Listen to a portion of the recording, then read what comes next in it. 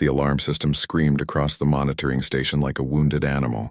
Vrixtal's 6 eyes focused on the screen in front of him, his antennae twitching with confusion. In his 20 years of watching the border of Council space, he had never seen readings like this. The sensor station orbited Karis 9, a quiet world on the edge of civilized space. Nothing interesting ever happened here. Merchant ships passed through. Military patrols checked in and out. Everything followed predictable patterns. But this was different. Vrixtal's claws clicked rapidly across his console. The energy signature made no sense. According to the readings, something was moving through space at speeds that shouldn't be possible. There was no radiation trail like normal ships left behind.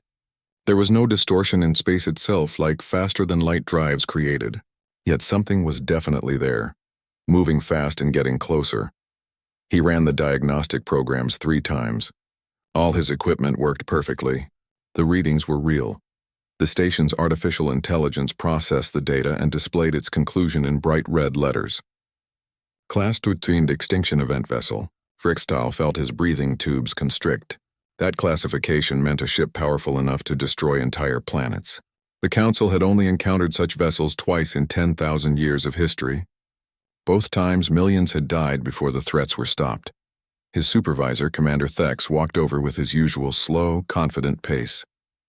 Thex was a Draxian, tall and covered in green scales that marked his warrior ancestry. He glanced at the screen and made a dismissive gesture with his clawed hand. "Sensor malfunction," Thex said. "Reset the systems." "I already checked, Commander." 3 times. "All systems are working correctly." Thex leaned closer, his yellow eyes narrowing. For a moment he said nothing. Then his expression changed from dismissive to concerned. "Send the data to stations Beta and Gamma. Get confirmation." Vrixtal's claws flew across the console. Within minutes, responses came back. Station Beta confirmed the readings. Station Gamma confirmed them too. All 3 stations detected the same impossible energy signature. The same impossible speed. The same impossible ship heading toward Karis 9. "Send a priority alert to Fleet Command," Thex ordered. His voice was steady, but Vrixtal could see the tension in his posture. "And get me everything you can about that ship. Size, weapons, anything." Vrixtal worked frantically. The computer gathered more data as the vessel approached. The size estimates came first. The ship was enormous, larger than any dreadnought in the Council fleet. Power output readings followed. The numbers were so high that Vrixtal rechecked them twice, certain there must be an error. There was no error. "Commander, I'm detecting the transponder signal now." "Good, who is it? The Krethic Empire? The Hive Collective?" Vrixtal felt all 6 of his eyes widen as the identification data appeared on his screen. He read it again to make sure. His antennae drooped in confusion. "Commander, the transponder identifies the vessel as human." Thex went completely still. For 5 full seconds, he stood like a statue. Then he moved to Vrixtal's console and stared at the screen. "That's impossible. The humans don't have ships like this." "The identification is clear, Commander. The ship's name is Tuef Indomitable. Tuef means Terran United Armed Forces. It's definitely human." Thex made a growling sound deep in his throat. The humans had joined the Galactic Council only 50 years ago. They were a young species, barely past primitive fusion drives when first contact happened. The Council had welcomed them, but kept them under careful watch. Young species needed guidance. They needed time to mature. They needed to be prevented from developing dangerous technologies too quickly. The humans had seemed to accept this. They had seemed grateful for the Council's wisdom. They had seemed content to learn slowly. "Get me a direct channel to Fleet Command, now." Vrixtal opened the communication link. Within moments, Admiral Corvin's face appeared on the main screen. The Draxian Admiral looked annoyed at being disturbed. "This had better be important, Commander Thex." "Admiral, we have detected an unknown vessel entering Council space. Classification reads as Class 13 threat level. The vessel identifies as human." Admiral Corvin's expression shifted from annoyance to disbelief. "Human? Are your sensors damaged?" "Confirmed by 3 separate stations, Admiral. All readings are consistent." "What's the vessel's heading?" "Direct course for Karis 9, Admiral." "Estimated arrival in 48 hours. Admiral Corvin was silent for a long moment. His claws tapped against something off-screen. When he spoke again, his voice carried the weight of command. "I'm dispatching Battle Group Talon to intercept. Continue monitoring and send all data directly to my flagship." If those readings are even half accurate, we need to understand what the humans have been doing in their isolated colonies. The communication ended. Vrixtal looked at his commander, then back at his screen. The energy signature continued its steady approach. Unstoppable, impossible, human. Commander, what do you think this means? Thek stared at the display for a long time before answering. It means the humans have been busy, and it means we may have made a very serious mistake. The alarm systems continued their warning. The unknown vessel continued its approach, and across Council space, military forces began moving toward an interception point, preparing to meet a ship that, according to all their knowledge and experience, should not exist. Vrixtal checked the countdown timer on his screen. 47 hours and 16 minutes until the vessel reached Karis 9. He had a feeling those would be the longest 47 hours of his life. The Council War Committee chamber was designed to inspire calm and rational thinking. Soft blue light filtered through crystalline walls. The air carried a subtle scent meant to reduce aggression in all known species. The circular table at the center allowed every member to see each other as equals. None of it was working today. This is clearly a malfunction, Councillor Brektar insisted. His forearms gestured dismissively. The humans barely have working fusion drives. They cannot possibly have constructed such a vessel. Ambassador Thelnora spread her feathered wings slightly, a sign of disagreement among her people. She was an avix, elegant and patient, with silver plumage that marked her as a senior diplomat. Her voice remained calm despite the tension in the room. 3 monitoring stations confirmed the readings. Our most advanced sensor arrays all report the same data. We must accept that the readings are accurate. Then explain it, Admiral Corvin demanded. He sat across from her, his massive frame making the chair look small. Explain how a species that joined the Council 50 years ago suddenly has technology that surpasses our own. Thelnora activated the holographic display at the center of the table. Images of humanity's first contact appeared. Primitive rockets, simple satellites, chemical propulsion that made the Council's scientists feel pity for such a backward species. When we met the humans, we followed standard protocols for uplifting young species. We shared basic technologies, medical knowledge, agricultural techniques, clean energy. We gave them the minimum needed to improve their lives. We also restricted access to advanced propulsion, weaponry, and quantum physics, Councillor Even added. The crystalline being's voice echoed like wind chimes. Standard procedure. Young species cannot be trusted with dangerous knowledge. They lack the wisdom that comes with age. The humans seemed to accept these restrictions, Thelnora continued. They established embassies on Council worlds. They sent students to our academies. They participated in trade agreements. But 23 years ago, something changed. New images appeared, star maps showing human colonies. The first few dozen were clearly marked and registered with Council authorities. Then the map showed clusters of settlements in uncharted space far from Council oversight. They went dark, Admiral Corvin said. We noticed but didn't consider it a threat. We assumed they were simply exploring, perhaps too proud to ask for continued guidance. Our intelligence services did notice some unusual patterns, Thelnora said. She brought up reports from Council observers. Human ships began avoiding Council trade routes. Their diplomatic communications became less frequent. Requests for technological assistance stopped entirely. Several worlds reported detecting strange energy signatures near their borders, she continued. Brief flashes of something that didn't match any known propulsion system. The reports were inconsistent and unconfirmed, so they were filed away as anomalies. Councillor Brektar leaned forward. You're suggesting the humans have been developing advanced technology in secret? For over 20 years? I'm saying we gave them tools and knowledge, expecting gratitude and patience. But we may have misunderstood their nature. Humans have a saying, necessity is the mother of invention. Perhaps we created the necessity by restricting them. Admiral Corvin slammed his fist on the table. They were restricted for their own safety. And for ours. Young species are unpredictable, aggressive. They need to be controlled until they mature. And yet, Thelnora said quietly, here we are facing a human vessel that our sensors classify as more powerful than anything in our combined fleets. Perhaps our approach wasn't as effective as we believed. The chamber fell silent. Every member of the committee understood the implications.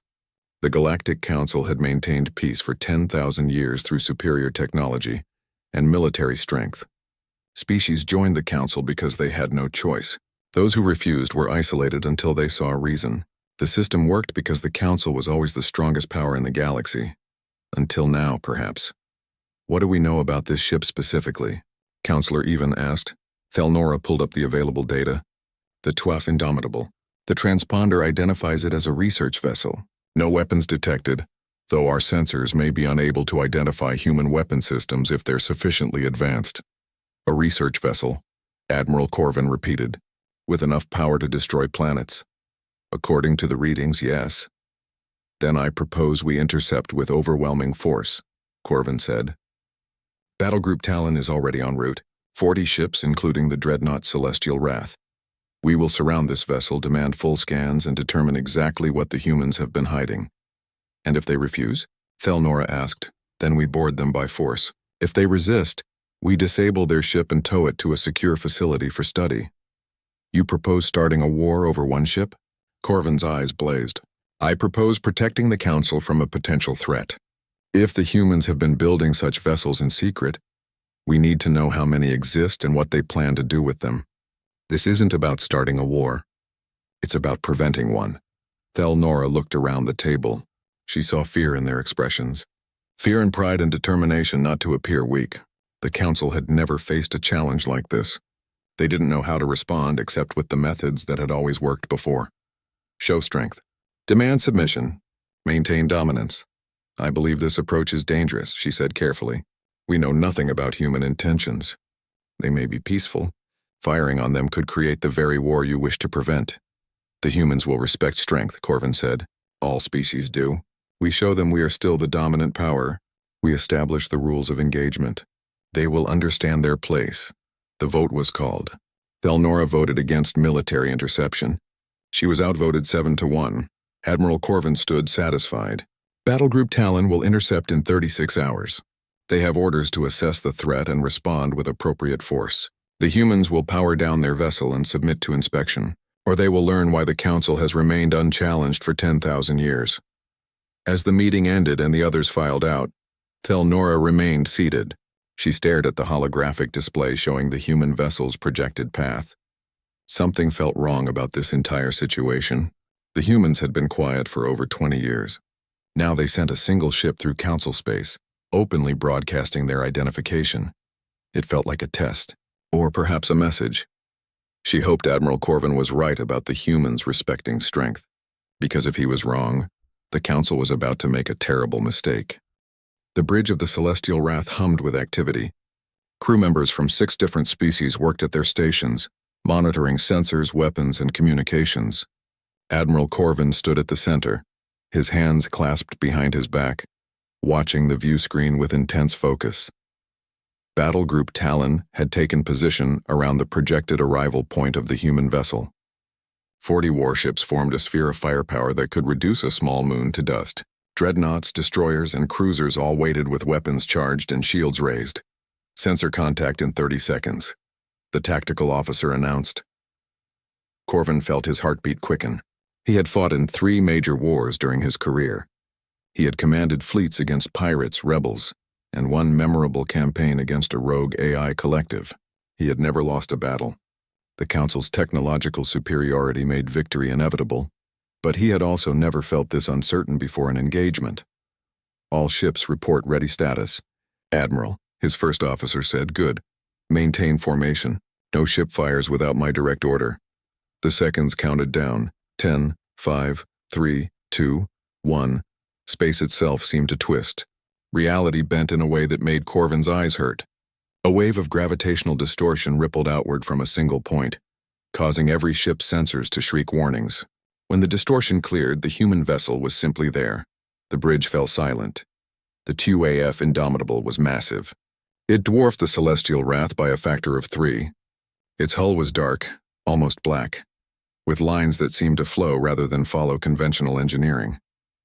Sections of the ship appeared to bend light around themselves, making it difficult to focus on the exact shape. Admiral, the sensor officer said, his voice shaking slightly. The gravitational wake from their arrival is dissipating. That shouldn't be possible. Faster-than-light drives don't create gravity wells. What kind of propulsion are they using? I don't know, sir. It's nothing in our database. Corvin straightened his shoulders. Unknown technology or not, he had a job to do. Open a communication channel. All frequencies. The communications officer nodded. Channel open, Admiral. Attention, human vessel Indomitable. This is Admiral Corvin of the Galactic Council Defense Fleet. You have entered Council-controlled space with an unregistered vessel displaying hostile-level power signatures. You are ordered to power down all systems and prepare for inspection. Failure to comply will be considered an act of aggression. For several seconds, there was no response. Corvin was about to repeat his message when the view screen changed. A human woman appeared wearing a dark uniform with insignia that suggested high rank. She looked to be middle-aged by human standards with short dark hair and calm brown eyes. Admiral Corvin, I am Captain Maria Chen of the Terran United Armed Forces. The Indomitable is on a peaceful survey mission returning to human space through the most direct route. We were unaware that Council approval was required to traverse this region. Her tone was polite but not deferential. Corvin felt irritation rise in his chest. All vessels entering Council space must register and submit to security protocols. This is standard procedure that has been in place for thousands of years. I see. We'll be certain to file the appropriate paperwork for future transits. However, we're currently on a time-sensitive mission. We'll be out of Council space within 6 hours if we maintain our current course. That is unacceptable. You will power down your drives and allow a boarding party to conduct a full inspection of your vessel. Captain Chen's expression didn't change. I'm afraid I can't authorize that, Admiral. The Indomitable carries classified research data and technology. Under Terran law, I cannot allow foreign military personnel access to this vessel without proper authorization from my government. Corvin's claws dug into his palms. The human was refusing. A single ship surrounded by 40 warships was refusing a direct order from the Council. Captain Chen, you do not seem to understand your situation. You are surrounded by the Council's finest vessels. Your ship, while impressive in size, is alone. I'm giving you one final opportunity to comply peacefully. Captain Chen tilted her head slightly. Admiral, I understand the situation perfectly. I'm trying to avoid an unnecessary conflict. My ship is unarmed. We're scientists and explorers, not soldiers. But I cannot and will not allow you to board this vessel. Then you leave me no choice. Corvin made a cutting gesture across his throat. The communication channel closed. He turned to his tactical officer. All ships target the human vessel. Fire on my mark. Weapons free. Sir, should we attempt to disable rather than destroy? No, if they won't submit, they're a threat. Eliminate them. Thousands of targeting systems locked onto the Indomitable. Plasma torpedo tubes loaded their deadly payload. Energy weapons charged to maximum power. Every weapon in Battle Group Talon prepared to fire simultaneously. All ships report weapons lock, the tactical officer said. Fire. Space lit up with destructive energy. Plasma torpedoes streaked toward the Indomitable like falling stars. Energy beams lanced across the darkness, each one capable of melting through meters of reinforced armor. Missiles detonated in brilliant flashes. The combined firepower of 40 warships converged on a single target, and nothing happened. The weapons reached the Indomitable and simply stopped existing. Plasma torpedoes dissolved into harmless particles. Energy beams scattered like light through water. Missiles detonated against nothing, their explosions dissipating without effect. The human vessel sat unchanged, untouched, as if the most powerful fleet in Council space had just thrown pebbles at a mountain. Impossible. Corvin breathed. The sensor officer was frantically checking his instruments. Admiral, the weapons are encountering some kind of field. It's not shields as we understand them. The energy signatures show the weapons are being dispersed at a quantum level before they can even reach the hull. How is that possible? I don't know, sir. I've never seen anything like it. The view screen activated on its own. Captain Chen's face appeared again. Her expression was no longer calm. It was cold, Admiral Corvin. You have fired upon an unarmed research vessel without provocation. Under Article 7 of the Terran Military Code, I am now authorized to respond with equivalent force in self-defense. Corvin felt ice run down his spine. You said your ship was unarmed. I said we're scientists and explorers. I never said we were helpless. Chen leaned forward slightly. Admiral, I strongly suggest you stand down. This doesn't have to escalate further. Tactical, continue firing. All weapons, maximum intensity. For 10 full seconds, Battle Group Talon poured every weapon they had at the human ship. For 10 full seconds, absolutely nothing happened. The Indomitable sat in space like a black fortress, completely untouched. Then Captain Chen shook her head slowly. "I gave you a chance, Admiral." The Celestial Wrath's lights went dark. Emergency lighting kicked in, bathing the bridge in red. Alarms screamed from every console. "Report," Corvin shouted. "All systems are failing, sir. Engines are offline. Weapons are offline. Even life support is dropping to emergency backup. All ships in the fleet are reporting the same, Admiral," the communications officer added, panic creeping into his voice. "We're dead in space." On the view screen, Captain Chen watched them with what might have been pity. "Your systems will restore in approximately 30 minutes, Admiral. That should give you time to think about what just happened. The Indomitable will continue on its course. I recommend you do not attempt to interfere again." The transmission ended. Through the viewport, Corvin watched the massive dark shape of the Indomitable turn gracefully and accelerate away. Within seconds, it vanished in another impossible gravitational twist of space. Corvin sank into his command chair, surrounded by failing systems and terrified crew. For the first time in his long military career, he had encountered a force he could not defeat. And worse, the human had beaten him without firing a single shot. The emergency lighting on the Celestial Wrath's bridge cast strange shadows across Admiral Corvin's face. Around him, his crew worked frantically to understand what had happened to their ship. Every console showed the same impossible readings. The ship wasn't damaged. The systems weren't broken, they simply weren't working. "Engineering reports all power conduits are intact," his first officer said. "But no power is flowing through them. It's as if something is blocking the energy at a fundamental level." "The weapons?" "Same situation, Admiral. Every system appears functional in structure but completely inoperable." Corvin pulled up fleet communications. Static. He switched to emergency backup channels. More static. Finally, a garbled message came through from one of the destroyers. "Celestial Wrath. This is Destroyer Lance. All our systems are down. Repeat, all systems are down. What are our orders?" Before Corvin could respond, every screen on the bridge flickered. Captain Chen's face appeared again. This time, her image wasn't just on the main view screen. She appeared on every single display, from the smallest status monitor to the tactical overview. "Admiral Corvin, your fleet is currently drifting without power. Your life support is functioning on emergency backup. You have approximately 6 hours of air remaining at current consumption rates." Her voice was calm, almost clinical. "I want to be very clear about what just happened." Corvin said nothing. His throat felt tight. "The Indomitable did not use weapons against your fleet. We didn't fire energy beams or launch missiles. We didn't even activate any defensive shields. What you experienced was a simple technological demonstration." "What did you do to our ships?" Corvin demanded. "We introduced a quantum interference pattern into your power distribution networks. It's completely harmless and fully reversible. Think of it as flipping a switch remotely.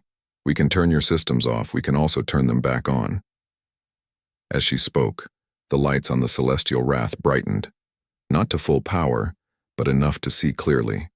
The tactical displays flickered, back to life, showing the positions of all 40 ships in Battle Group Talon, every one of them dark and drifting. "I'm restoring partial power to demonstrate that we mean you no harm," Chen continued. "But your weapon systems will remain offline. I think we've all seen enough shooting for one day." "How?" The word escaped Corvin's mouth before he could stop it. "How did you do this?" Captain Chen's expression softened slightly. "The Council has been using the same basic technology for thousands of years. Your weapons, shields, and power systems all operate on principles that are well documented in your public databases. We've spent the last 23 years studying those systems very carefully. We've learned how they work. And once you understand how something works, you can find ways to interfere with it." She leaned back in her chair. "Your plasma weapons rely on magnetic containment. We can disrupt those fields before the plasma even leaves your ships. Your energy weapons operate at specific frequencies. We can introduce interference patterns that scatter the beams before they reach their target. Your power systems use quantum coupling to distribute energy.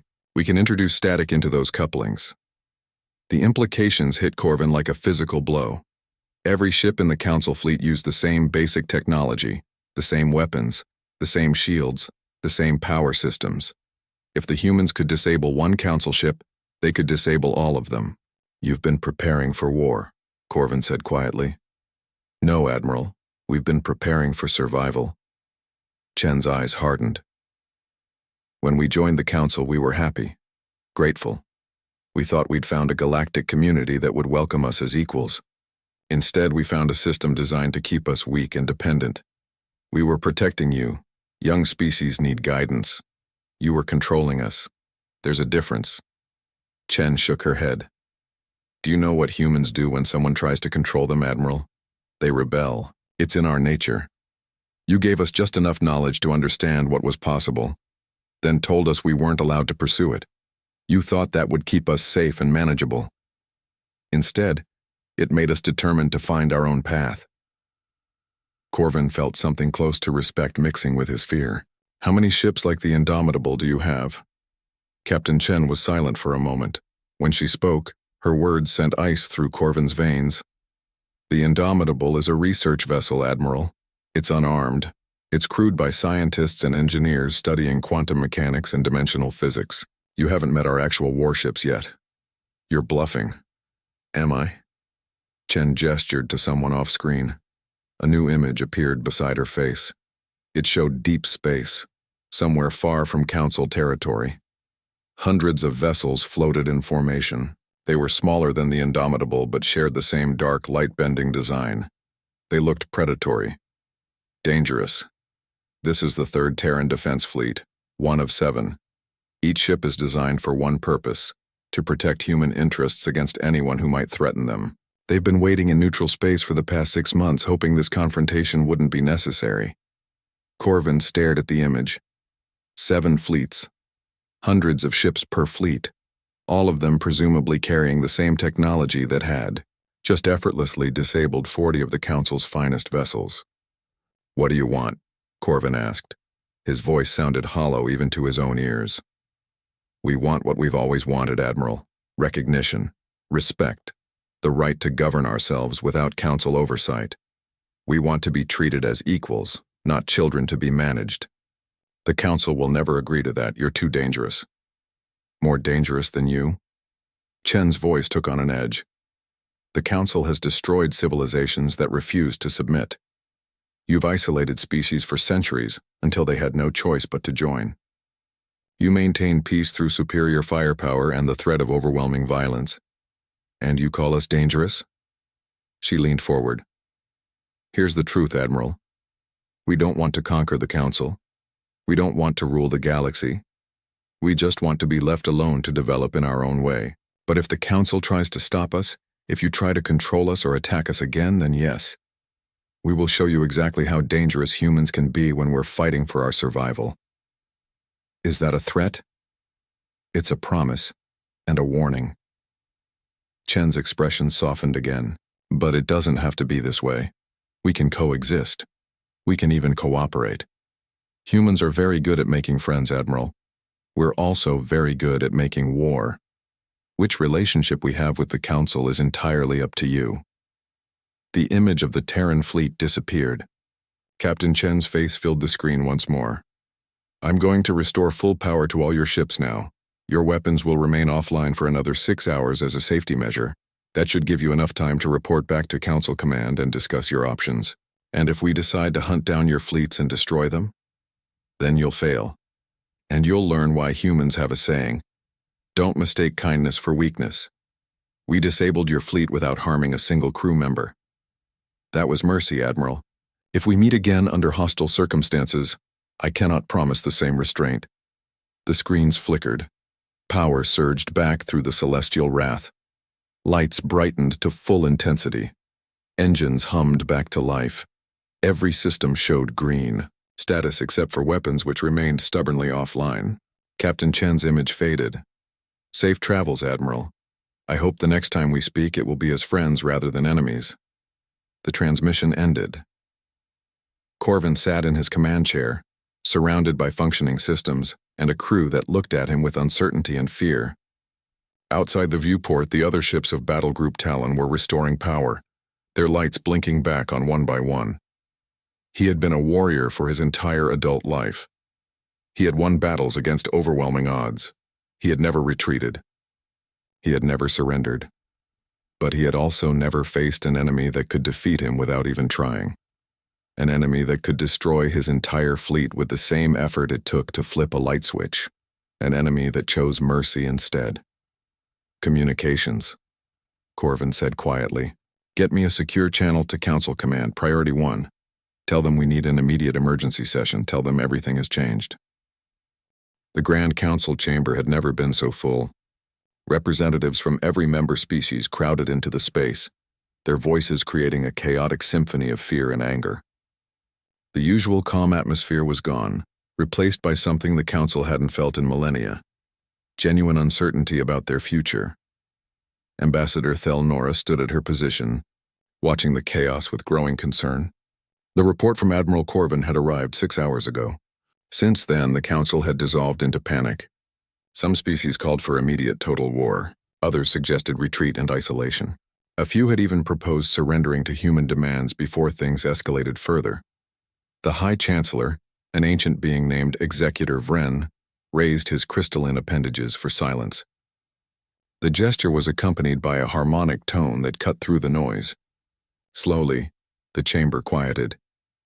We have all reviewed Admiral Corvin's report, Vren said, his voice resonating through the chamber. We have all seen the tactical data. The human vessel disabled 40 warships without sustaining damage, without even deploying weapons. The implications are clear. The implications are that we underestimated a primitive species, Councillor Brektar said bitterly. We gave them knowledge and they used it to surpass us. This is why young species need strict control. Control that clearly failed, Thelnora interjected. Perhaps it's time to consider that our approach was flawed from the beginning. Flawed? Brektar's forearms gestured angrily. Our system has maintained peace for 10,000 years.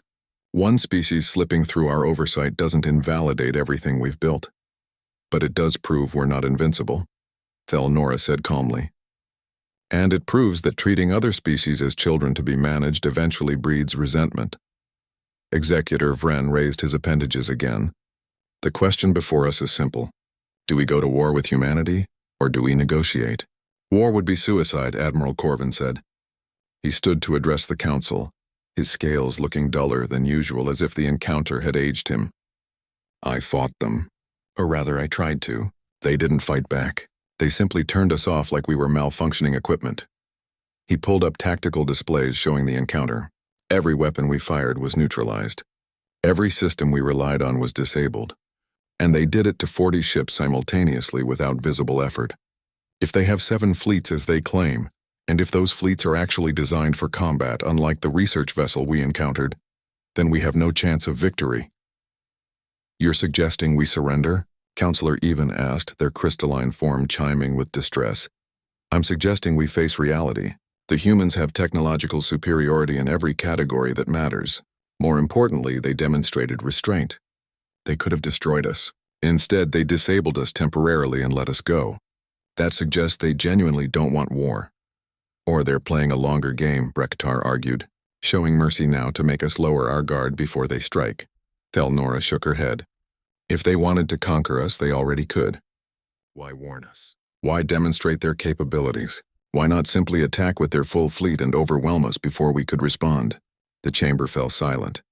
It was a good question that no one had a good answer for. I propose we send a diplomatic delegation, Thelnora continued. Meet with human leadership. Understand their actual intentions. Right now we're making decisions based on fear and assumptions. And if it's a trap, Brektar asked, then we're no worse off than we are now. If the humans want to destroy the Council, they can do it whether we send diplomats or not. At least this way we might find a peaceful resolution.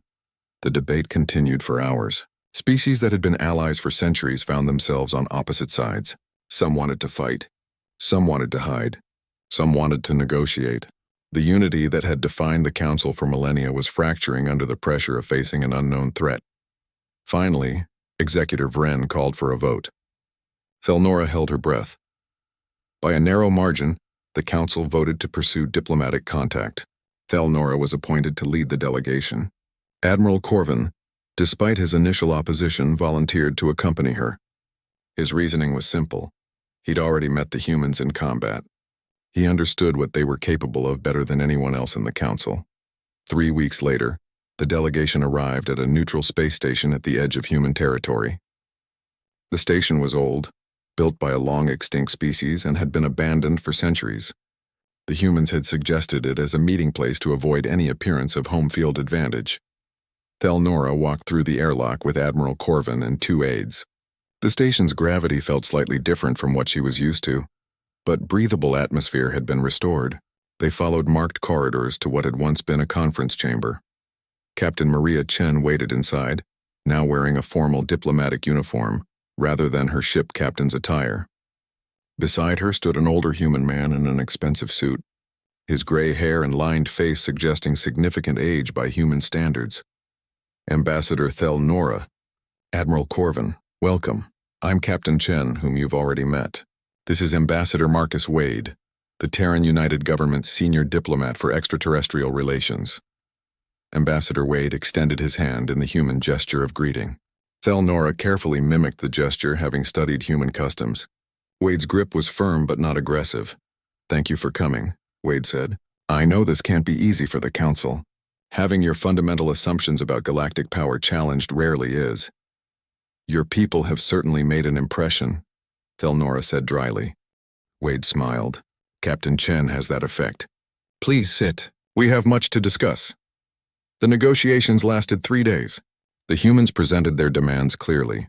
Recognition as a sovereign power, not a client species. Removal of all restrictions on their technological development and territorial expansion. Access to Council trade networks on equal terms. And formal acknowledgement that humans would not submit to Council authority or military oversight. In exchange, the humans offered something surprising. Mutual defense agreements. They would help protect Council space from external threats. They would share some of their technology.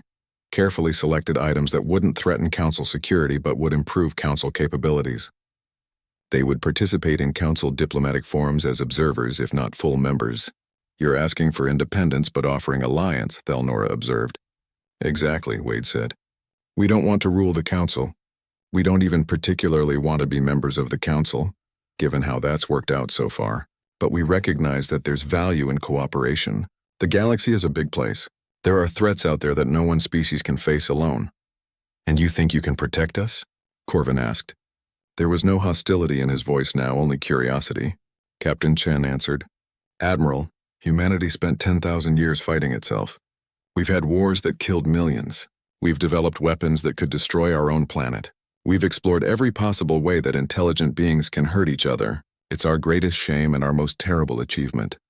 She met Corvin's eyes directly. But we learned something from all that bloodshed. We learned how to fight efficiently, how to develop technology quickly, how to adapt to any threat. The Council has been peaceful for millennia, which is wonderful.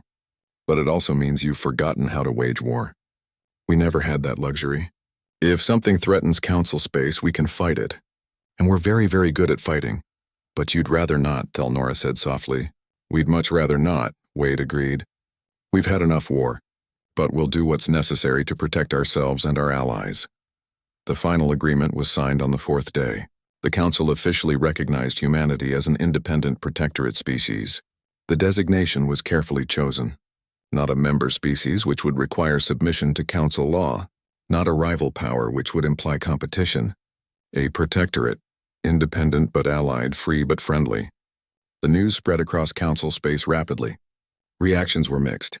Some species felt betrayed, believing the Council had surrendered to threats. Others felt relieved, glad to avoid a war they couldn't win. Most simply accepted the new reality and adapted, as civilizations do. 2 years passed. Admiral Corvin stood on the bridge of a new ship, the Celestial Wrath II. Beside him stood Commander Sarah Mitchell of the Terran Armed Forces, assigned as a liaison officer to help integrate human tactical doctrine into Council military operations. Your fleet handles well, Mitchell observed, watching the training exercises on the main view screen. Council ships and human vessels moved in coordinated patterns, practicing combined maneuvers. Your tactical officers are demanding instructors, Corvin replied. But effective. We've learned more about combat doctrine in 2 years than we did in the previous century. That's because you didn't need to learn, Mitchell said. You were the dominant power. No one challenged you, but that comfort made you vulnerable. Corvin nodded slowly. I hated you when we first met. Hated what you represented. The end of Council dominance. The collapse of everything I'd spent my life defending. And now? Now I'm grateful. If it hadn't been you, it would have been something else eventually. The universe doesn't allow any power to remain unchallenged forever. At least with you, we had a chance to adapt peacefully. The alarm systems interrupted their conversation. Not the urgent combat alarms, but the deep, resonant warning that indicated a major threat had been detected at the edge of Council space. All ships combat stations, Corvin ordered. Commander Mitchell, what are we looking at? Mitchell pulled up the sensor data, her expression darkening. Multiple contacts. Unknown configuration. Energy signatures don't match any known species in the database. And Admiral, they're big. Bigger than anything we've encountered before. Extragalactic? Corvin asked. That's my guess. Whatever they are, they're not from here. And they're heading for the nearest inhabited systems. Corvin pulled up fleet communications. Signal all Council forces. We have incoming hostiles. Prepare for combat. He switched to a different channel. Get me the Terran Defense Fleet. We're going to need them. Within hours, both Council and human fleets were converging on the approaching threat. The unknown vessels were massive, organic-looking things that seemed to grow rather than be built. They ignored all hails and continued their steady advance toward populated space. The combined fleet met them at the outer marker of the Kara system, where this had all started 2 years ago. 40 Council ships and 20 human warships formed a defensive line. Admiral Corvin gave the order. All ships weapons free. Show these invaders that Council space is defended. The human ships moved first, their dark hulls cutting through space like knives. The strange organic vessels fired some kind of biological weapon. Streams of corrosive matter that ate through shields and armor. Council ships took heavy damage. Then the human vessels engaged properly. They didn't just shoot. They moved with a precision and aggression that Corvin had only read about in tactical analyses.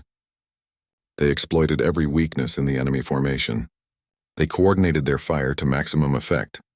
They fought like beings who had been fighting their entire existence. The battle lasted 6 hours.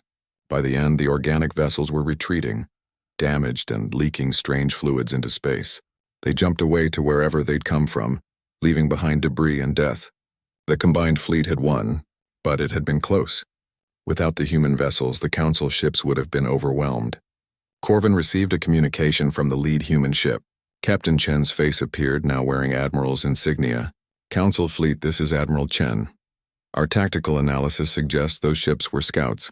They'll be back with reinforcements. We need to prepare properly. Agreed, Corvin said. And Admiral? Thank you. Chen smiled. That's what allies do, Admiral Corvin. We protect each other. As the combined fleet began rescue operations and damage assessment, Corvin looked out at the mix of Council and human vessels working side by side. 2 years ago, he would have seen enemies. Now he saw something more valuable. Partners. The galaxy was vast and full of threats, but facing them together, the Council and humanity might have a chance. Not through dominance, not through control, but through mutual respect and cooperation. It was, Corvin thought, a better way forward than the old system had ever been.